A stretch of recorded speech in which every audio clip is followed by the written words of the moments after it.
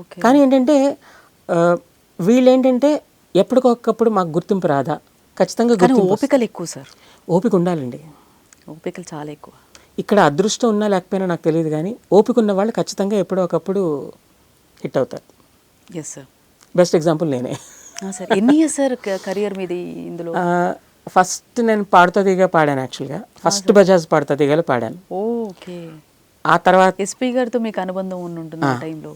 So ఆ బజాజ్ పాడుతా దిగా నుంచి నేను పాడుకుంటూ వచ్చి తర్వాత కోరస్లు పాడుతూ తర్వాత రెహమాన్ సార్ దగ్గర వర్క్ చేయడం, ఐ మీన్ ఒక ఫీమేల్ కోరస్ పాడడం అంతా జరిగి. Female chorus sir? ఫీమేల్ కోరస్లు పాడేవాడిని అప్పట్లో. అమ్మ సార్, ఒకసారి హమ్ చేస్తారా సార్? ఇప్పుడు కొంచెం కష్టమే కానీ బట్ స్టిల్ ట్రై చేస్తాను.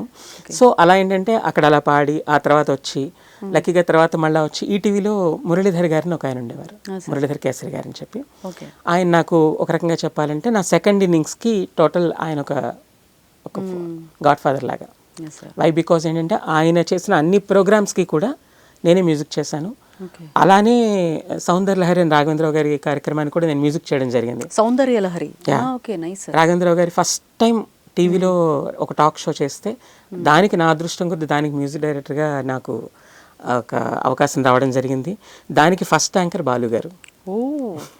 బాలు గారితో అనుబంధం ఏంటంటే నేను నా కెరీర్ స్టార్ట్ చేయడమే నేను పాడుతా తీగ అనేటువంటి దాంట్లో స్టార్ట్ చేసింది. దాని తర్వాత నేను ఫస్ట్ మ్యూజిక్ డైరెక్షన్ చేసిన తర్వాత నా ఫస్ట్ సాంగ్ బాలు గారు పాడారు. తర్వాత అన్నమయ్య పాటకు పట్టాభిషేకం అని టీటీడీ వాళ్ళకి సంబంధించినటువంటి ఒక కార్యక్రమంలో ఫస్ట్ సీడీ నేను చేస్తే ఆ ఫస్ట్ సీడీ రిలీజ్ చేసింది బాలు గారు.